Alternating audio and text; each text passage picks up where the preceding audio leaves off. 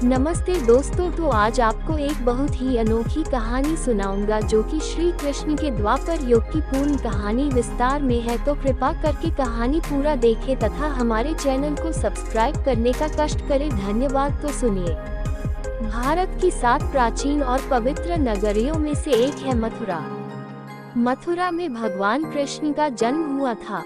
किसी ने कृष्ण के मामा कंस को बताया कि वसुदेव और देवकी की संतान ही उसकी मृत्यु का कारण होगी, अतः उसने वसुदेव और देवकी दोनों को जेल में बंद कर दिया। कंस उक्त दोनों की संतान के उत्पन्न होते ही मार डालता था। भविष्यवाणी के अनुसार विष्णु को देवकी के गर्भ से कृष्ण के रूप में जन्म लेना था, तो उन्होंने अपने 8वें अवतार के रूप में 8वें मनु वैवस्वत के मनवंतर के 28वें द्वापर में भाद्रपद के कृष्ण पक्ष की रात्रि के 7 मुहूर्त निकल गए और 8वां उपस्थित हुआ। तभी आधी रात के समय सबसे शुभ लग्न उपस्थित हुआ। उस लग्न पर केवल शुभ ग्रहों की दृष्टि थी। रोहिणी नक्षत्र तथा अष्टमी तिथि के सहयोग से जयंती नामक योग में लगभग 3112 ईसा पूर्व अर्थात आज से 5126 वर्ष पूर्व को हुआ। ज्योतिषियों के अनुसार रात 12 बजे उस वक्त शून्य काल था। जब कृष्ण का जन्म हुआ तो जेल के सभी संतरी माया द्वारा गहरी नींद में सो गए। जेल के दरवाजे स्वतः ही खुल गए। उस वक्त भारी बारिश हो रही थी। यमुना में उफान था। उस बारिश में ही वसुदेव ने नन्हे कृष्ण को एक टोकरी में रखा और उस टोकरी को लेकर वे जेल से बाहर निकल आए। कुछ दूरी पर ही यमुना नदी थी। उन्हें उस पार जाना था, लेकिन कैसे? तभी चमत्कार हुआ। यमुना के जल ने भगवान के चरण छुए और फिर उसका जल 2 हिस्सों में बंट गया और इस पार से उस पार रास्ता बन गया। कहते हैं कि वसुदेव कृष्ण को यमुना के उस पार गोकुल में अपने मित्र नंदगोप के यहाँ ले गए। वहाँ पर नंद की पत्नी यशोदा को भी एक कन्या उत्पन्न हुई थी। वसुदेव श्री कृष्ण को यशोदा के पास सुलाकर उस कन्या को ले गए। गोकुल माँ यशोदा का मायका था और नंदगांव में उनका ससुराल। श्री कृष्ण का लालन पालन यशोदा व नंद ने किया। गोकुल यमुना के तट पर बसा एक गाँव है, जहाँ सभी नंदों की गायों का निवास स्थान था। नंद मथुरा के आसपास गोकुल और नंदगांव में रहने वाले आबीर गोपों के मुखिया थे। यहीं पर वसुदेव की दूसरी पत्नी रोहिणी ने बलराम को जन्म दिया था। बलराम देवकी के 7वें गर्भ में थे, जिन्हें योग माया ने आकर्षित करके रोहिणी के गर्भ में डाल दिया था। ये स्थान गोप लोगों का था। मथुरा से गोकुल की दूरी महज 12 किलोमीटर है। जब कृष्ण का जन्म हुआ तो जेल के सभी संतरी माया द्वारा गहरी नींद में सो गए। जेल के दरवाजे स्वतः ही खुल गए। उस वक्त भारी बारिश हो रही थी। यमुना में उफान था। उस बारिश में ही वसुदेव ने नन्हे कृष्ण को एक टोकरी में रखा और उस टोकरी को लेकर वे जेल से बाहर निकल आए। कुछ दूरी पर ही यमुना नदी थी। उन्हें उस पार जाना था, लेकिन कैसे? तभी चमत्कार हुआ।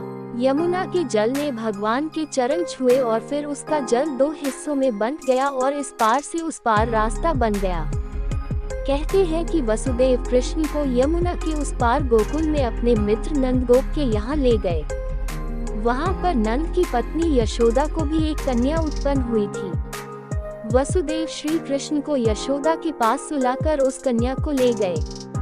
गोकुल माँ यशोदा का मायका था और नंदगांव में उनका ससुराल। श्री कृष्ण का लालन पालन यशोदा व नंद ने किया। गोकुल यमुना के तट पर बसा एक गांव है, जहां सभी नंदों की गायों का निवास स्थान था। नंद मथुरा के आसपास गोकुल और नंदगांव में रहने वाले आबीर गोपों के मुखिया थे। यहीं पर वसुदेव की दूसरी पत्नी रोहिणी ने बलराम को जन्म दिया था। बलराम देवकी के 7वें गर्भ में थे, जिन्हें योग माया ने आकर्षित करके रोहिणी के गर्भ में डाल दिया था। ये स्थान गोप लोगों का था। मथुरा से गोकुल की दूरी महज 12 किलोमीटर है। जब कंस को पता चला कि छलपूर्वक वसुदेव और देवकी ने अपने पुत्र को कहीं और भेज दिया है, तो उसने चारों दिशाओं में अपने अनुचरों को भेज दिया और कह दिया कि अमुक अमुक समय पर जितने भी बालकों का जन्म हुआ हो उनका वध कर दिया जाए। पहली बार में ही कंस के अनुचरों को पता चल गया कि हो न हो वह बालक यमुना के उस पार ही छोड़ा गया है। बाल्यकाल में ही श्री कृष्ण ने अपने मामा के द्वारा भेजे गए अनेक राक्षसों को मार डाला और उसके सभी कुप्रयासों को विफल कर दिया। सबसे पहले उन्होंने पूतना को मारा। पूतना को उन्होंने नंद बाबा के घर से कुछ दूरी पर ही मारा। नंदगांव में कंस का आतंक बढ़ने लगा तो नंद बाबा ने वहां से पलायन कर दिया। पलायन करने के और भी कई कारण रहे होंगे। नंदगांव में कंस के खतरे के चलते ही नंद बाबा दोनों भाइयों को वहां से दूसरे गांव वृंदावन लेकर चले गए। वृंदावन कृष्ण की लीलाओं का प्रमुख स्थान है। वृंदावन मथुरा से 14 किलोमीटर दूर है। श्रीमद्भागवत और विष्णु पुराण के अनुसार कंस के अत्याचार से बचने के लिए नंद जी कुटुंबियों और सजातियों के साथ नंदगांव से वृंदावन में आकर बस गए थे। विष्णु पुराण में वृंदावन में कृष्ण की लीलाओं का वर्णन भी है। यहाँ श्री कृष्ण ने कालिया का दमन किया था। फिर कुछ बड़ा होकर उन्होंने कदम्ब वन में बलराम के साथ मिलकर कालिया नाग का वध किया।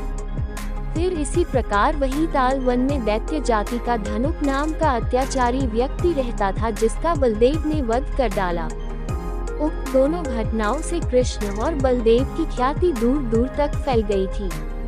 इसके अलावा यहाँ पर उन्होंने यमलार्जुन, शकटासुर वध, प्रलंब वध और अरिष्ट वध किया।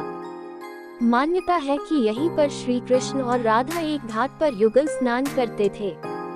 इससे पहले कृष्ण की राधा से मुलाकात गोकुल के पास संकेत तीर्थ पर हुई थी।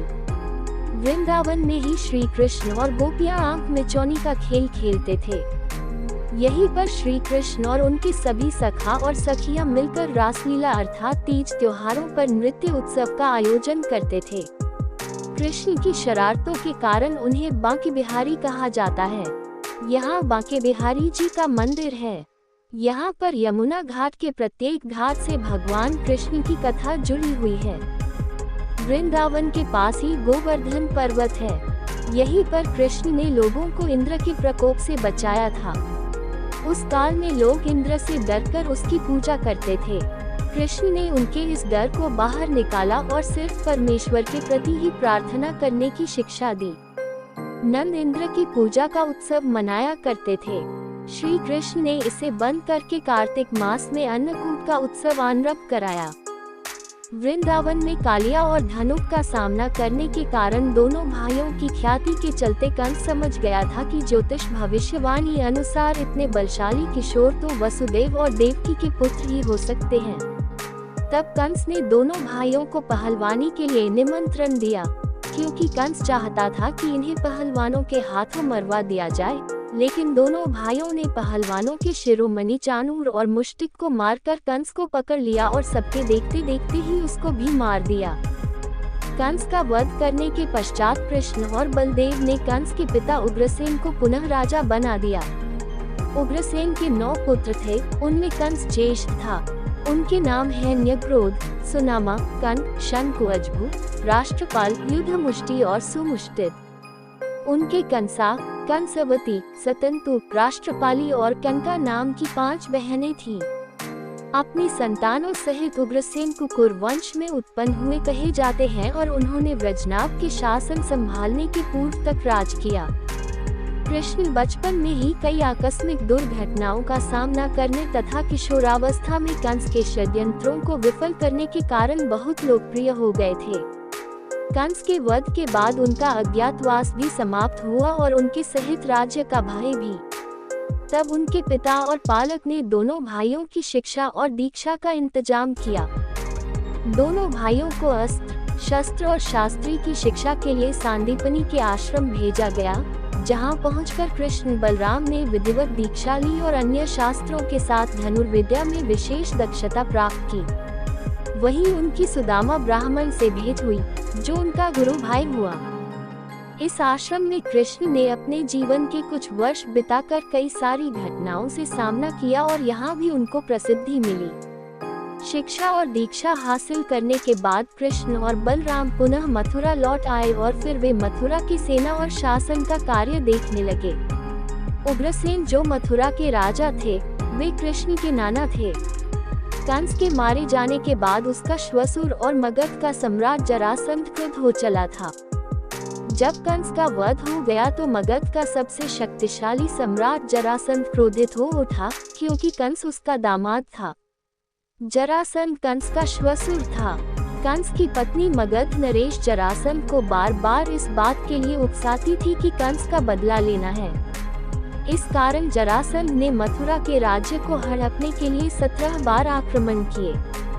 हर बार उसके आक्रमण को असफल कर दिया जाता था। फिर एक दिन उसने काल्यवन के साथ मिलकर भयंकर आक्रमण की योजना बनाई। काल्यवन की सेना ने मथुरा को घेर लिया।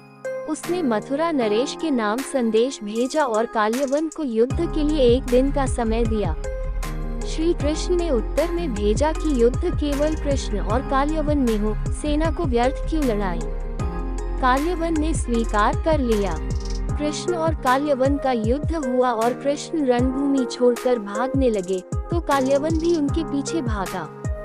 भागते भागते कृष्ण एक गुफा में चले गए। काल्यवन भी वहीं घुस गया। गुफा में काल्यवन ने एक दूसरे मनुष्य को सोते हुए देखा। काल्यवन ने उसे कृष्ण समझकर कसकर लात मार दी और वह मनुष्य उठ पड़ा। उसने जैसे ही आंखें खोली और इधर उधर देखने लगा, तब सामने उसे काल्यवन दिखाई दिया। काल्यवन उसके देखने से तत्काल ही जलकर भस्म हो गया।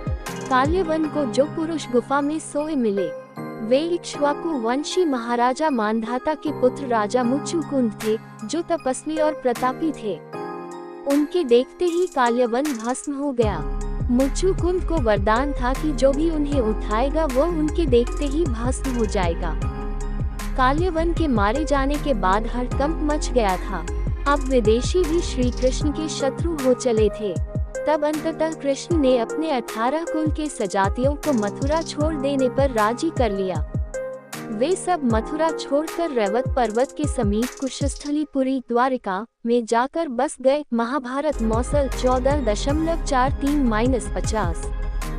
यह इतिहास का सबसे बड़ा माइग्रेशन था। उग्रसेन, अक्रूर, बलराम सहित लाखों की तादाद में कृष्ण के कुल के यादव अपने पूर्व स्थान द्वारका लौट गए। रह गए तो सिर्फ वे जो कृष्ण कुल से नहीं थे। लाखों की संख्या में मथुरा मंडल के लोगों ने उनको रोकने का प्रयास किया, जिनमें दूसरे यदुवंशी भी थे। सभी की आंखों में आंसू थे, लेकिन कृष्ण को तो जाना ही था। सौराष्ट्र में पहले से ही यदुवंशी लोग रहते थे। यह उनके प्राचीन पूर्वजों की भूमि थी। इस निष्क्रमण के उपरांत मथुरा की आबादी बहुत कम रह गई होगी। कृष्ण के जाने के बाद मथुरा पर जरासंध का शासन हो गया।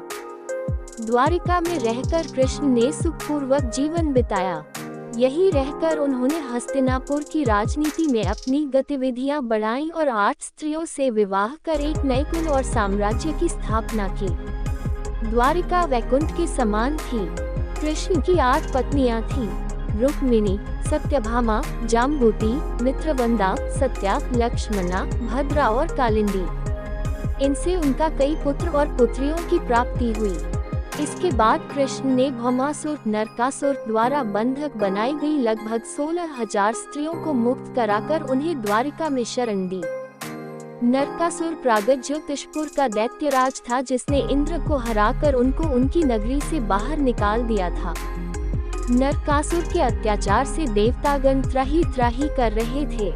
वह वरुण का छत्र, अदिति के कुंडल और देवताओं की मणि छीनकर त्रिलोक विजयी हो गया था।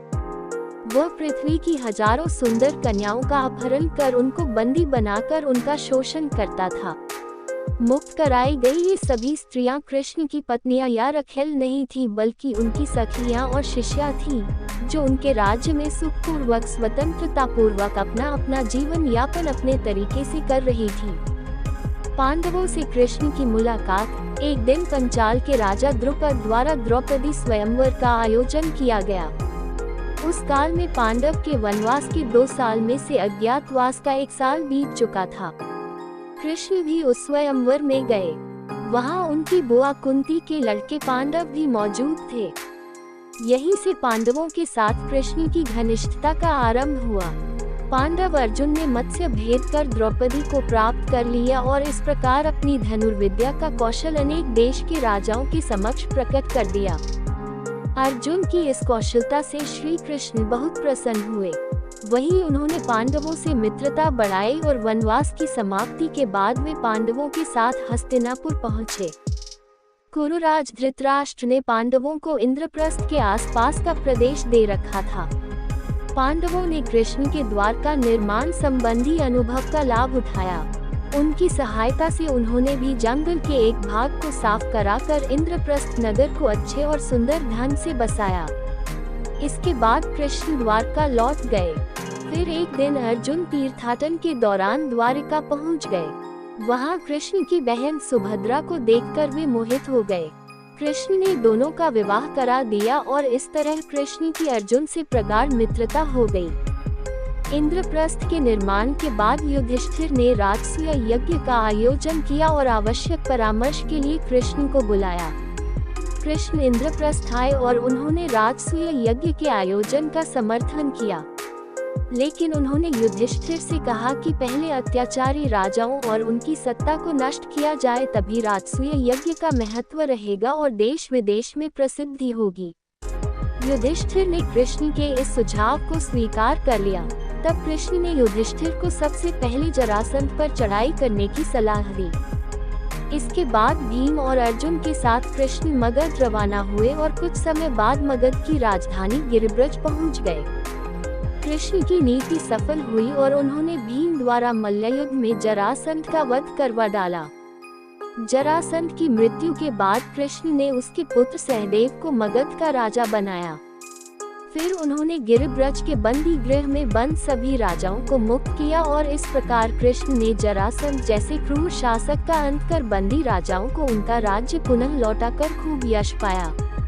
जरासंध के वध के बाद अन्य सभी क्रूर शासक भयभीत हो चले थे। पांडवों ने सभी को झुकने पर विवश कर दिया और इस तरह इंद्रप्रस्थ का राज्य विस्तार हुआ। इसके बाद युधिष्ठिर ने राजसूय यज्ञ का आयोजन किया।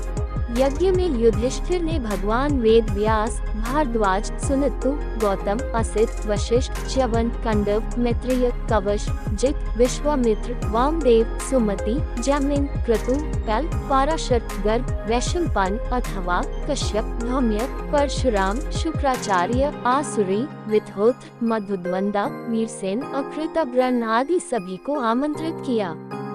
इसके अलावा सभी देशों के राजाधिराज को भी बुलाया गया। इसी यज्ञ में कृष्ण का शत्रु और जरासंध का मित्र शिशुपाल भी आया हुआ था, जो कृष्ण की पत्नी रुक्मिणी के भाई का मित्र था और जो रुक्मिणी से विवाह करना चाहता था। ये कृष्ण की दूसरी बुआ का पुत्र था, इस नाते ये कृष्ण का भाई भी था। अपनी बुआ को श्री कृष्ण ने उसके 100 अपराधों को क्षमा करने का वचन दिया था। इसी यज्ञ में कृष्ण का उसने 100वीं बार अपमान किया, जिसके चलते भरी यज्ञ सभा में कृष्ण ने उसका वध कर दिया। द्वारिका में रहकर कृष्ण ने धर्म, राजनीति, नीति आदि के कई पाठ पढ़ाए और धर्म कर्म का प्रचार किया, लेकिन वे कौरवों और पांडवों के बीच युद्ध को नहीं रोक पाए और अंततः महाभारत में वे अर्जुन के सारथी बने। उनके जीवन की ये सबसे बड़ी घटना थी। कृष्ण की महाभारत में भी बहुत बड़ी भूमिका थी। कृष्ण की बहन सुभद्रा अर्जुन की पत्नी थी। श्री कृष्ण ने ही युद्ध से पहले अर्जुन को गीता का उपदेश दिया था। महाभारत युद्ध को पांडवों के पक्ष में करने के लिए कृष्ण को युद्ध के पूर्व कई तरह के छल, बल और नीति का उपयोग करना पड़ा। अंततः उनकी नीति के चलते ही पांडवों ने युद्ध जीत लिया। इस युद्ध में भारी संख्या में लोग मारे गए। सभी कौरवों की लाश पर विलाप करते हुए गांधारी ने शाप दिया कि हे कृष्ण, तुम्हारे कुल का नाश हो जाए। हमारी और भी आध्यात्मिक एवं अनोखी कहानियाँ देखने के लिए हमारे चैनल पर जाएं तथा पौराणिक तथा धार्मिक और भी रोचक भरी कहानियाँ हमारे चैनल पर जाके देखें तथा हमारे चैनल को सब्सक्राइब करके रखें तथा वीडियो अच्छा लगे तो लाइक जरूर करें। धन्यवाद।